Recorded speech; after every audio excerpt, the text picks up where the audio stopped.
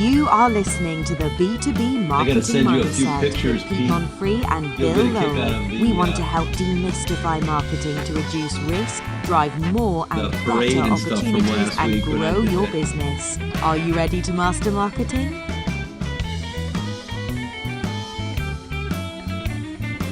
Well, are you ready? Hey, I'm Pete Monfrey. This is the B2B Marketing Mindset. And today, Bill and I are going to be talking about a really kind of important topic, I think. It's a lot of companies and clients come to us and they're pissed off. They say they're spending a whole lot of money and they're not sure what they're getting for it. Or they're pretty sure they're not getting anything, but most of the time they're just confused, or they think people are kind of blowing smoke up their skirt and they're just not sure. And a lot of times they just feel like they don't have enough expertise in marketing to really ask the right questions.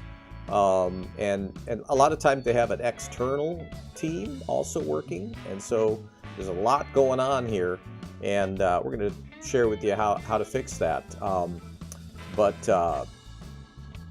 Real quick, let's see here. Why don't I have the correct stuff on my screen? I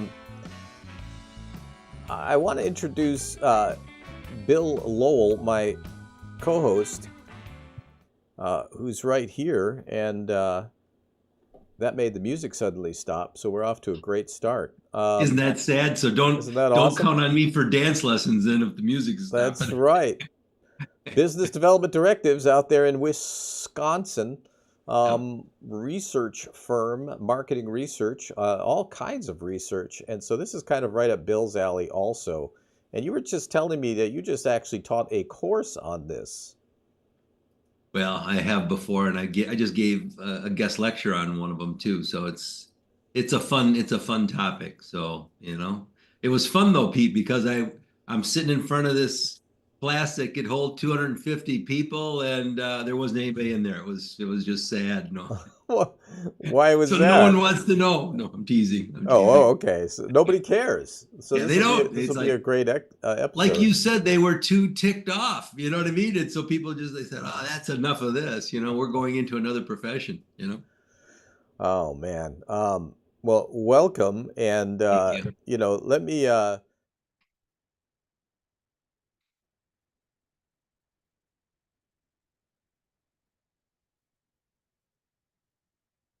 Good.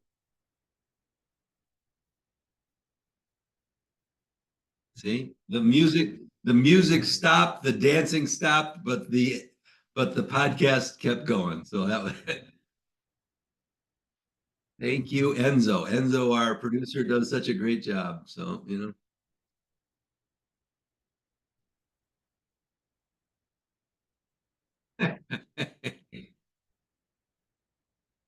Oh no. Can only hear Bill, but not now. So we had a couple of switches switched. So anyway, as we were talking, but you heard me before, though, right? Yeah, you Somehow I killed my own audio. Isn't this great? Oh no. Listen, if you're seeing this live on LinkedIn, hit like, even though you might be like, these guys have no idea what they're doing. Hit like, share it, whatever you could do, because it tells LinkedIn that there's a train wreck in the making, and LinkedIn will spread this far and wide. So you'll want to help us out with that. And then we go into two categories. Then we go into marketing and comedy. So this is and great. comedy, right? And let's just tell the people what happened. We had a guest lined up, and for some reason they didn't show. So Bill and I quickly, within a matter of about 1 minute before airtime, we pivoted. But I also want to share with you something that's I think pretty important, and that is that we are brought to you by the where is it? Agencies. We are brought to you by the Agency Founders Network. And so here it is, these guys. And so if you own a marketing services business and you're feeling kind of lonely, you need somebody to talk to, or you need advice and feedback and you're looking for resources to grow your business, we are out to help 1,000 marketing services businesses transformed from being a vendor with very little value to a strategic advisor. And so you'll want to go to agencyfoundersnetwork.com, sign up. It's free. Join our community. I think you'll really like it. It's friggin' awesome.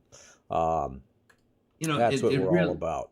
it really is, because if somebody's got an issue or a question, you can throw it out to some, or if somebody hasn't seen a particular thing in the past, or they are going to make a decision on something, they can throw it out to your group and get some great advice. So I think it's, you know, Absolutely. And we have this thing that right now, if you go and you sign up, you can download an industry special report called Lifeblood, which is oh, all about growing your agency in 2025. This year's been kind of a weird year for everybody, but we think growth is going to come back really strong. And we've got 20 subject matter experts.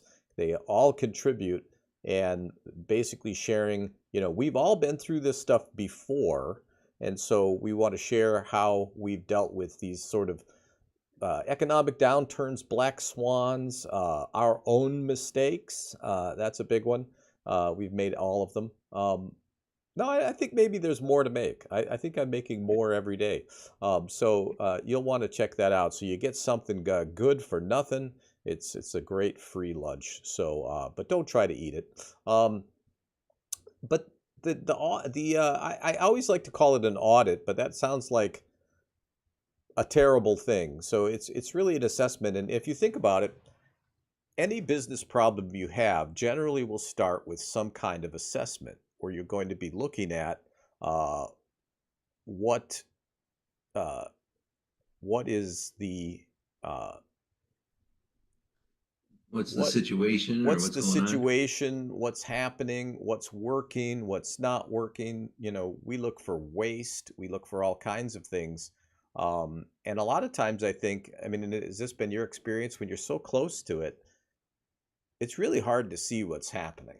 I mean, is So that many times, so many times, as we used to tell people, and we certainly tell them in the consulting industry, sometimes you're so engrossed in the business that you don't step back and look on the business. You know what I mean? So it's like, and when you're in it, you know it. Every day is, it could be chaos. You could be in the middle of trying to get an assignment done. You got something for a client, somebody else, you got to, it's like, so you've got to step back. And sometimes the best way to do that is maybe to have an independent third party help you with that, because by stepping back, they might see some things that you won't, or that you just can't at the time. So maybe you should tell us. I know we don't like the term audit, but you should at least talk a little bit about some of the elements that are in your assessment that my you do for assessment? clients, because I think it's so good. And I love the competitive one more than anything, but I think they're all great. So do you want to share a few things?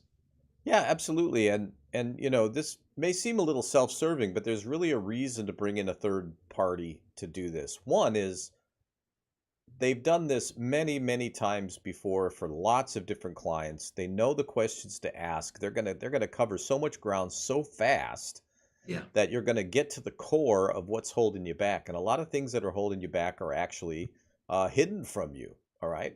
Um, but we look at every operational part of the business when we do an assessment, even though it's focused on customer acquisition, marketing, and sales. But we really look at every part of the business because we don't know where we're going to find something that is either costing you a ton of money. We had a client, we did one of these assessments, and I just wrote a post about it. I think it'll hit today around 12:30 or so on LinkedIn. They were fully 50% of their budget was just being wasted, and it was millions of dollars. I mean, and they had decent tracking systems that they had set up internally, and they had spreadsheets, and they were pretty diligent about it, but it still evaded them. And so it was that old problem. I always thought it was funny that it was about half, right? Because of the saying, half of my advertising is wasted. I just don't know which half. It was almost exactly half. So I thought that was kind of funny.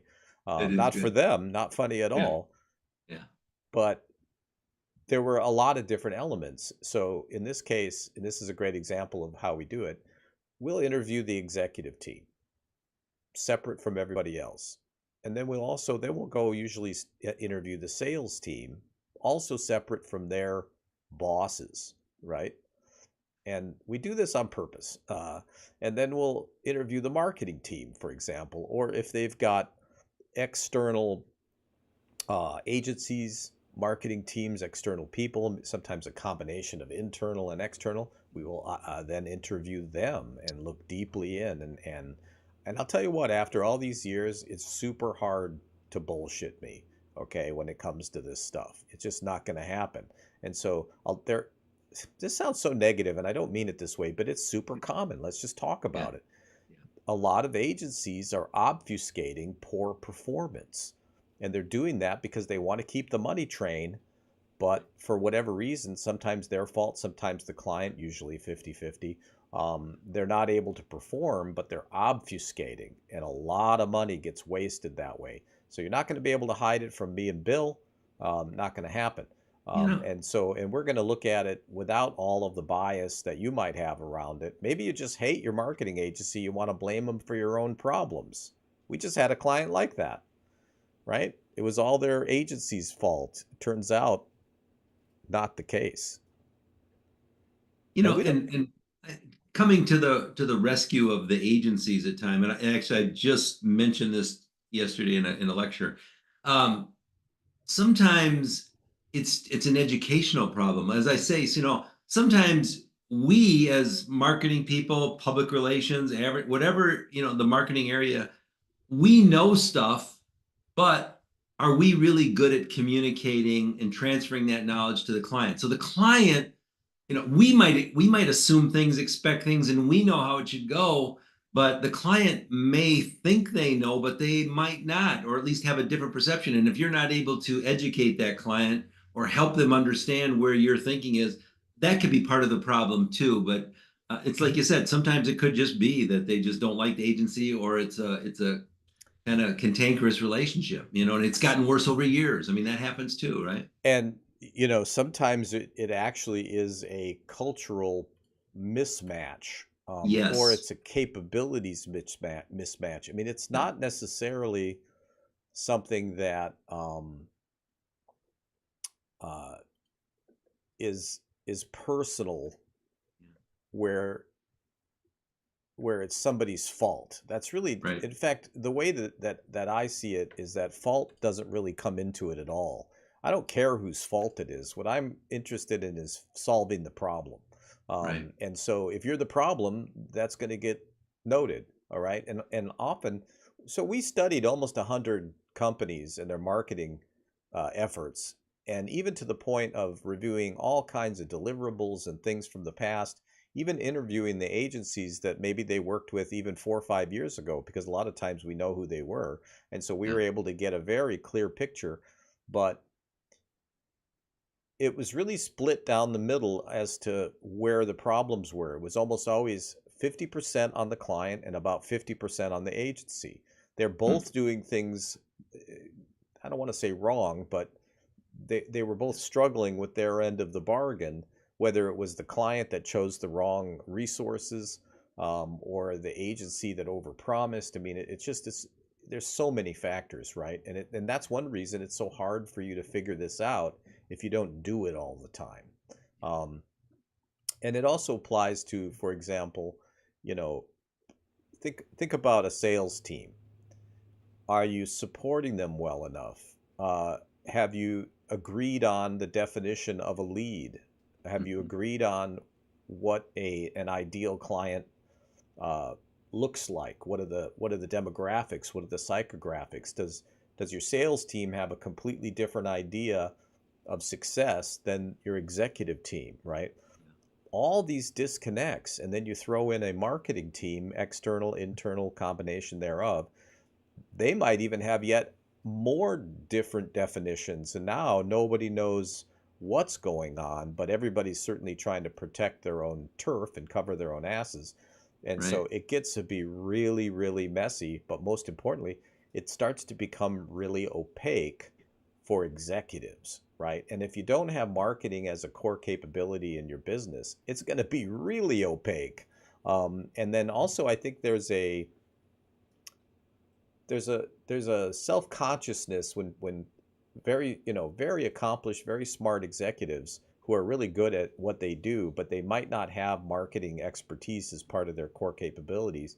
They're kind of intimidated to challenge the CMO or challenge the agency because they feel like, well, these guys know more about this than me. What am I going to do? Bring in somebody that has that expertise that can go to bat for you. And maybe they're not the problem. Maybe you're the problem, right? Yeah. And And that's that person doing the assessment. One last thought. no, They should be the kind of person that's going to tell you the truth come hell or high water, right, right.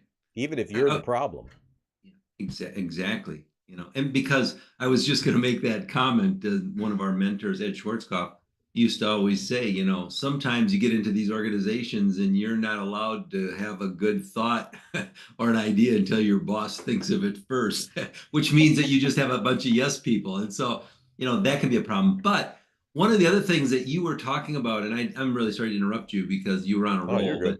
but this really brings back full circle what we were talking about before. And you're talking about all of these different people and everybody's different perceptions. And one of the things that I love about your audit is you have every group member score these criteria, and then you go through and then you kind of have your own score. I mean, and then you come up with a number and like it. I mean, I wish we could demonstrate that. Maybe the next time we do a podcast, we should show that. But it really kind of gives a nice analytical approach because you're doing market research as well. But Right. it's kind of giving all of these criteria. How many do you have? Like 35 different points that you're looking at? Well, depending on what part of it, like our competitive analysis has 20 weighted factors that we're looking Yeah, at your company and your top four competitors on the same weighted criteria. And by the way, that criteria changes depending on the client, sure. and the weighting changes depending on the industry, but it gets things clearer. And we call it a threat analysis actually, because Yeah, it also yeah, color codes. If somebody comes up red, they're a threat. You yeah. want a lot of red in your column. you know um, and you want a lot of green in their columns, right? Right. But yeah, we try to quantify as much as we can, and a lot of this is qualitative. And but I think the most important thing, it's actually a collaboration. It's not pitting one team against another. It's not Right. trying to point fingers. You're not trying, nobody's going to get fired, generally. You'd have to be doing something pretty terrible to get fired. I mean, embezzling, that would be one that might get you in trouble. But generally, it's just a lot of miscommunication, lack of structure, poor systems, and also opacity. And so, over many years, I mean, it's been 30 years now that we've been doing this, we have developed those systems to cut through that opacity. But the biggest thing is this is what always turns me on the most. I hate waste. I hate waste. When I see uh, waste going on, and the beautiful thing about these assessments is I want to say almost always, because I'm hedging my bet that maybe someday we won't. But honestly, we always find many multiples more waste than our humble fee, actually. Right. Right. And it's incredible how much waste is basically represented by what's being called marketing. Yeah. Marketing should be a big toilet, that people just take cash and they flush it down. That's what we're trying to fix. I mean, do Isn't you that see that too, where it's like you start looking at things and you're like, all? what's going on? Yeah. I But mean, there's no judgment here. It's more like there's some circumstance that is making it so the client can't see it. yeah. I have so many examples of that. I'll give you one, but then I'll tell you because I have to be self-serving too with my research. But um, I've had it where clients, like I had one really large client and they wanted to do certain things on social media. And I said, why are you doing that? I just asked a simple question. I mean, and I wasn't accusing them or anything. I just wanted to know why are you so hung up on this particular social media thing that you're trying to implement? And they said, because our competitor is doing it and we gotta follow them. And I'm like, I don't want to say what a waste, but I'm like, okay, why, I mean, do you want to follow? Is that part of your strategy? Well, anyhow, long story longer, we did some research, and guess what? The majority of their clients and their customers could care less about what they were doing on social media. They haven't even looked at it. So I'm like, you talk about waste. It's like, what a shame they were spending so much time, energy, money just because they wanted to copy a competitor that they thought was successful doing that. And by the way, those customers, they didn't know anything about that competitor either. So it's like, you know, I think we always bring a few surprises to the table. I guess that's what I would say. It's like I kind of guarantee that I'll bring stuff that they haven't thought about or ways to be more efficient in the market. So I mean, that's what you're trying to do is save them some money and find the most efficient way to get that new customer acquisition. Isn't that it, Pete? It's exactly it. I mean, it's in some ways maybe it's just my personality where I'm a problem solver. I'm Yeah. obsessed with solving problems. And so if Yeah. you're sitting there thinking, "My gosh, we're spending money, nothing's working," or "I don't know, I'm so confused." That's something I Yeah. hear often, when I sit down with a CEO or a president of a company and it's private conversation away from their team. That's I hear that a lot where it's just like, honestly, I'm confused. Maybe there's no problem at all. I just feel like something's wrong, right? Or the other thing I hear, and this makes me kind of crazy sometimes, but I'm trying to temper myself, right? So I don't seem like a raving lunatic. But if you Ah, know me, you already know I'm a raving lunatic, so it's all good. Uh, well, but we the are opinionated, so I think people have come to expect that and respect it. So I would say cut loose. I hope so. Okay, good. No, but this drives me nuts. I hear this fairly often. They'll say, "Look, social media, we tried it, we never got a client from it." Yeah. They might say, "Website, doesn't matter. We've never gotten a client from it. Trade shows, never gotten a client from it. Email, never gotten a client from it. Name Yeah. your marketing tactic. We never got a client from it. Therefore, it doesn't work. We're not going to do it." Okay. And then I have to explain that's not the function of those things. We're talking B2B here. If you're a B2C company, you're selling widgets online, people can buy it right there. It's a transaction, totally different story. But in the Yeah. B2B world, generally, those marketing communications, well, first of all, I ask them, how are you tracking it? How do you Good. know that it's not Right. bringing you or contributing to your sales Right. process? And a lot of times the answer is, you know, Yeah. but I a have a lot of times, feeling. right, they have a feeling, right? Well, you know what? I have 30 years of experience, Yeah. and it trumps your feelings. Yes. And uh, so there's that, and then there's so they're not measuring it necessarily, or they're not measuring it in a way that makes sense. They're maybe using vanity metrics. There's all kinds of things. I mean, this does Yeah. get complicated. We're going to try not to make it too complicated today, but the other thing is just not understanding how it functions within a sales process, where they feel like their sales team really are the ones that are driving revenue, and all this other stuff is just superfluous decorative stuff. What they're not understanding is how people buy.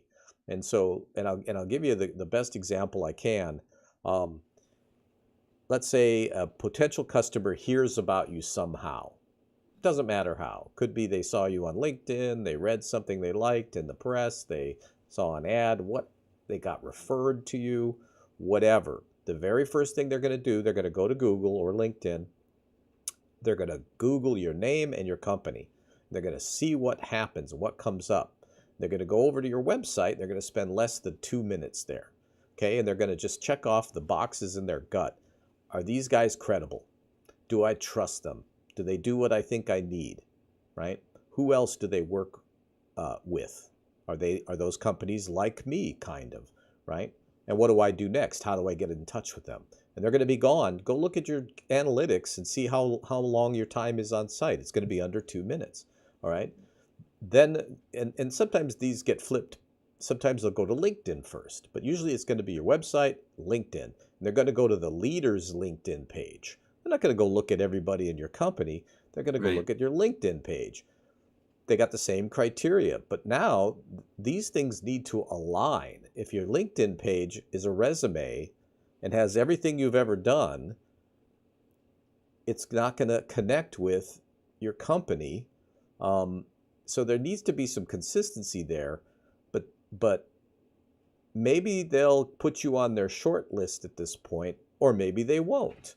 Now, if they don't put you on the short list because you don't have a website, or they get to your website and they're horrified by it because it's so unprofessional, it doesn't give them a sense of credibility. Hey, these guys don't seem like a real company. Or they Google you and there's 15 results, right? This does not give them a warm feeling about their risk in possibly hiring you, or even just the risk in taking time to talk to you out of their busy day. And so you don't make the short list. And here's the thing, that's the silent killer. They don't call you and say, well, I heard of you, didn't make the short list. No, you don't hear about it, right? So it's invisible. And this happens all the time, constantly. But if you're trying to measure every little thing that you do, and you're trying to figure out, did we win the client from the website? It's a exercise in futility. You talked about this before, and I think it's really important to point out. Sometimes, though, just like you were saying, you might be doing an email campaign. You might be having speaking at a trade show. You might be present at a trade show. You might be doing direct mail. I mean, all of these things, and then somebody says, just like you were saying, the CEO or the of the owner of the company saying that stuff didn't work, that didn't work. But how do you know? Because what's the term that you use when two or three things that I do, but it's the last thing that now that works, so I got to go do that, which is like ridiculous because you built all this other stuff up before that. What is that term that you call that, Pete? Well, and this it's not just my term. There's a lot of discussion about this in the industry now. Last click attribution. That's it. So, in fact, the client we worked on together last year, the thing that put them over the edge was an email that we sent. That I have to say was a pretty damn clever email. And they liked it. They thought it was funny. They thought it was clever. They really dug it. And they called us up and we went and had a meeting. We won the client. But I asked them about this exact thing, right? If I were operating like a lot of businesses, I would have said, this podcast wasted time, man. Yeah. We don't win no clients from that. Although actually we do, but let's just theoretically, I would say all of these other things don't work. It's the email that works. But when I asked that client how they came to their decision to bring us in and talk, now we didn't win the business because of this stuff. We just had the opportunity to get in front of them. Right. And then our sales ability and our experience and our qualifications and our value won the deal, not the website. But when I asked them, they said, oh, well, we're familiar with you. I've been on your mailing list for 3 years, my email list. He said, I never open them, but I always see it in my inbox. And I said, well, thanks for the privilege of being in your inbox. It still worked, right? Yes. Pete Monfrey. Then they mentioned the podcast also. And I think one other thing, and I don't remember what it was. It's been about a year now. But they basically described their buyer's journey. And what happened is they were becoming familiar with me over time. They had built up an idea of what I did and my value proposition and who I am as a person. And they I didn't scare them off yet. And then when the email came, that was basically a trigger, right? But if we didn't do all those other things for those years before, that email would have fallen flat. I was just gonna say, would they have even looked at that email? They might not have, because they didn't know it. They might have just thought it was spam or something. So you're so right. And by the way, it was the third email of a series before they responded. So if did they know? Did they know that there were two previous to that? I'm not sure. I hope so, because they were written in a way that they were funnier and funnier as they went. Yeah. So I hope they did, but I don't know that. That's a great question. But think about this. If you send one email to 100 people, and then you decide that, oh, geez, man, this email shit doesn't work for us. Yeah. It's a simple math equation. It's not going to ever work. Okay. So here's the thing. It's not that these things don't work. It's the way that you're doing it that doesn't work. And so the 3 emails they received, this one company, they're on a list of about, it's multiple different lists. So I don't remember. I should have looked it up. But I think it was sent to about five or 6,000 contacts, that specific series. And it was 3 of 159,000 emails that we sent for our the 2 companies that we run. All right. And so that's the level of effort going on here. Mm-hmm. And we know we have a 65% open rate. Okay, we have a 7% click-through rate. And 7% I just don't think is that great. It's actually been coming down for unknown reasons. There's a lot of things going on, but in the industry and the algorithms and but think about the scale, because I hear this a lot. We ran some Facebook ads for a week. How'd you target them? What was the language, right? Didn't work. We went to this, we exhibited at this trade show for 2 years. We'd never gotten anything out of it. What were you doing at the trade show? Did you have a strategy going in? Or did you just kind of hang around your booth and wait for somebody to find you, right? Right. This is what the assessment does. If let's say that, you tried email, right? It didn't work. Show me the emails. Let me read them. I will know instantly why they didn't work. Yeah. Right? Because I know what to look for. Yeah, I mean, exactly. We do a lot of brand perception studies. We do a lot of customer studies, a lot of member studies, with associations. But one of the things that we'll ask, it's fascinating, like what's the way that you learned about this particular client, or how did you first learn of them? And you can give several criteria.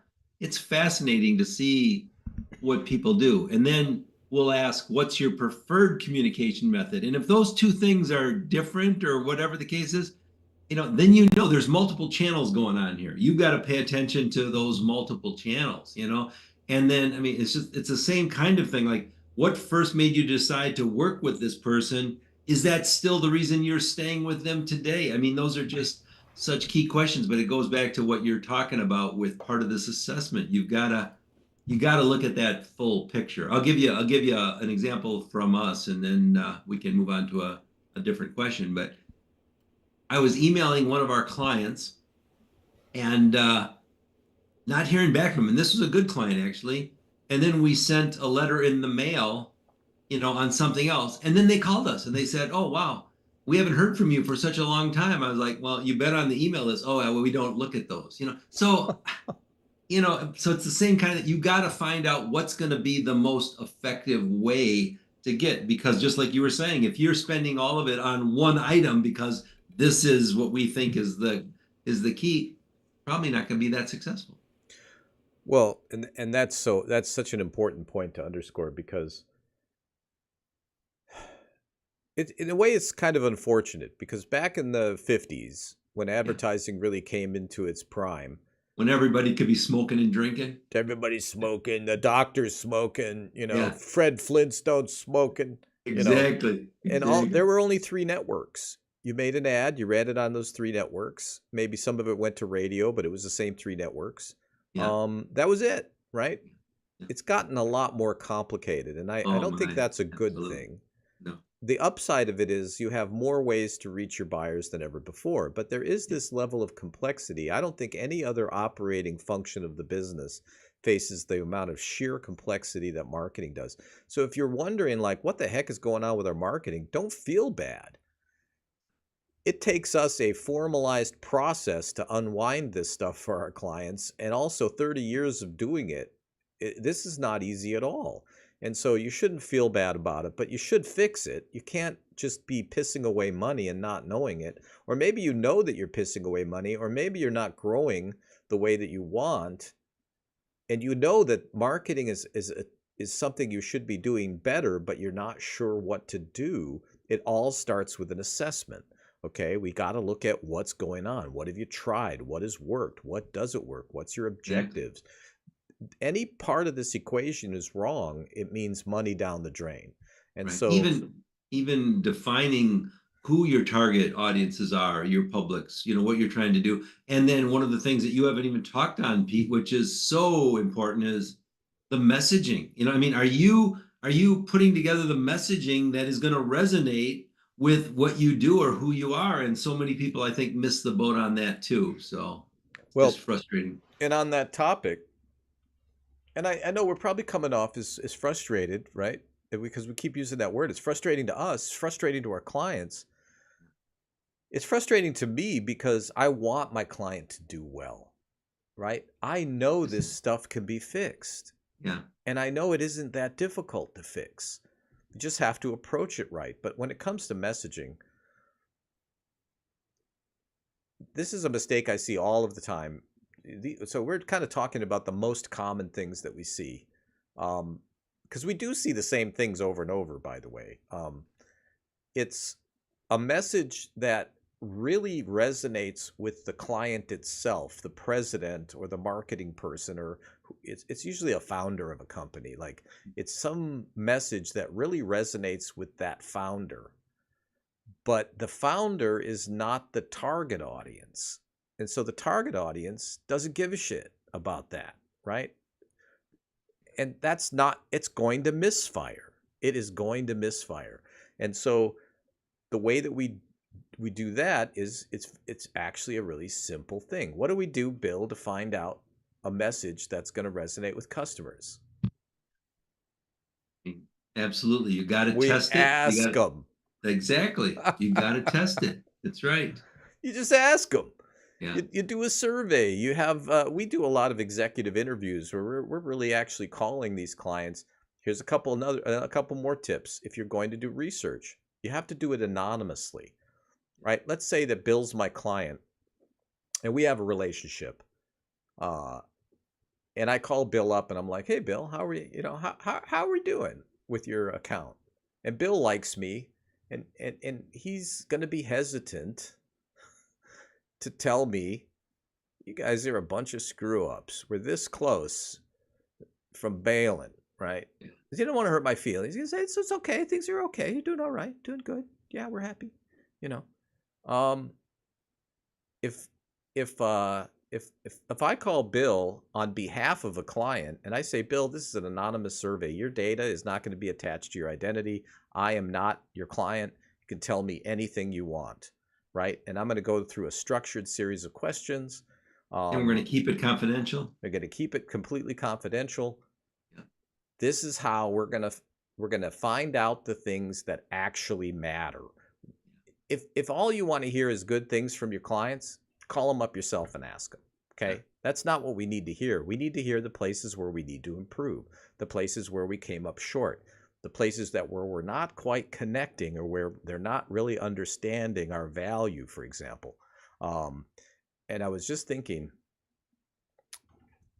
on the message topic, I had this software company, and the thing that they were so convinced was the most important thing was some very obscure way that the way they wrote their code was so much better than everybody else, how they wrote their code.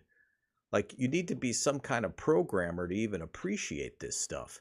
The client is a hospital who's trying to improve their quality of care so they can get paid, right? They don't give a shit how you wrote your software, right? And so it was an absolute disconnect. And of course, again, this guy, still a friend of mine, by the way, one of the absolute smartest people I have ever met in my life. But again, I'm this way too, by the way. I'm going to admit this to everybody, the two people that are watching right now. And don't we have 30,000 subscribers though? We So do. So I guess I'm admitting this. you I are. have often brought in help. I mean, I ask Bill all the time. I'm like, I got a dumb question. Because I know that I'm so close to my business that I'm probably not seeing the truth. I'm actually struggling with Agency Founders Network right now with some of our copy and getting our value proposition across. So what did I do, Bill? I turned to the network, Yeah. and I'm asking my team of experts on this agencyfoundersnetwork.com, how can I improve our conversion rate here? Right. Is it because I don't know what I'm doing? No, it's because I'm too close to it. Okay. And so anyway, we're almost out of time, but so you were doing a PR assessment class, and how did it go? Were the students, did they understand what you were getting at?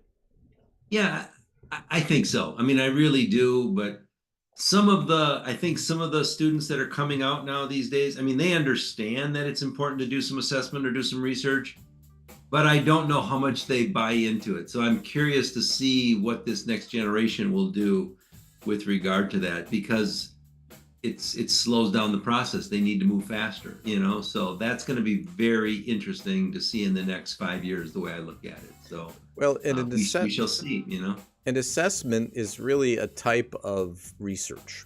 And yes, a lot of folks just aren't doing research anymore, especially younger people. It's almost like, I don't know if it's fallen out of favor or if they're just not that familiar with it. There's this pervasive idea that you try a bunch of things until you figure out what works. Right. It's a variation of throwing it up on the wall and seeing what sticks. Again, the most expensive, least efficient way. Most things are not going to stick. And how many years are you going to keep throwing things against the wall to see what sticks, right? And so, go ahead. Well, I was just saying, so doing that assessment on the front end, and look, it's going to take longer than a couple hour meeting with your team. Yes. It takes us about 30, 45 days. Yeah. And we interview dozens of people and we read hundreds and hundreds of documents. That's what an assessment looks like. Well, and I have taught, I teach an upper level public relations class, and in that class, I tell them, really, when you're going to do it, I don't call it really an assessment, even though it is. I say, you're going to do your situational analysis and really look into that deeply. You're going to have to do an organizational assessment, which is what you were talking about, understanding how it all works and what's going on and what are some of the issues. And then the third thing is your publics and your audiences, what's going on with them. So, you do need to bring all of that together, but I hate to say it, but some of the stuff, and it sounds too complicated, and really it's just a matter of, I think, trying to reduce it down to something that is more manageable, so I always say, what do you want to know? What do you want to know it from? And then what's the best medium or channel in order to reach that audience? It's like, if you answer those three questions, you pretty much are going to be pretty straight on with your targets and your assessments, Well, and my final thought on this is this. Our job is to remove that complexity, okay? Yes.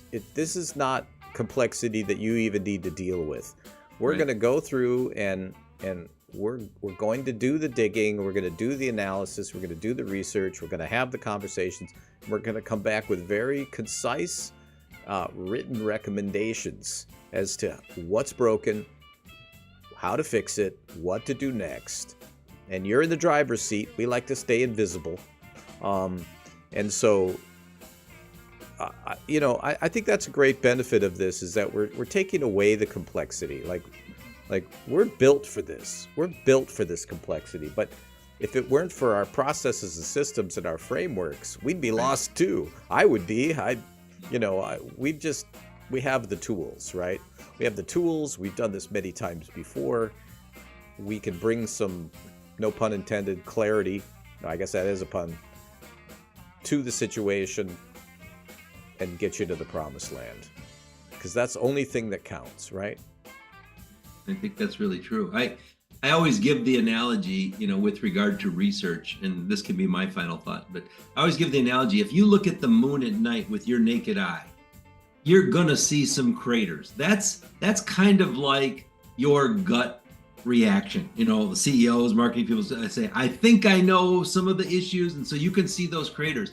But if you take a telescope and you start powering that in, you can really see the detail. And that is really what research will do for you, the assessment. It gives you so much more, a clearer perspective on things instead of just kind of that gut feeling or what you think you know. And it's going to really I think give you much more insight. And so that's what we do, Pete, I think, with regard to whether it's an assessment, whether it's the 30 years experience or whatever the case might be, or doing research studies. It's like we power up our telescope and really give them that clarity, so to speak.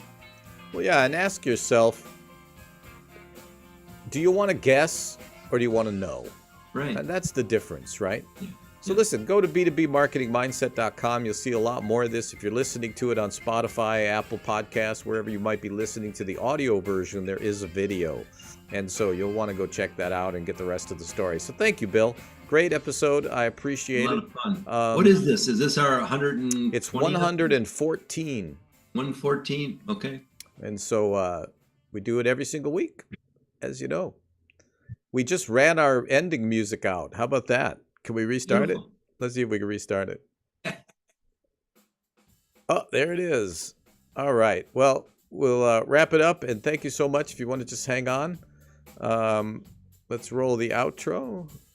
And You've been listening to the B2B Marketing Mindset with Pete Monfrey and Bill Lowell. Add to the conversation by commenting, sharing, and liking. And don't forget to subscribe and check out the links in the comments. Learn more at b2bmarketingmindset.com.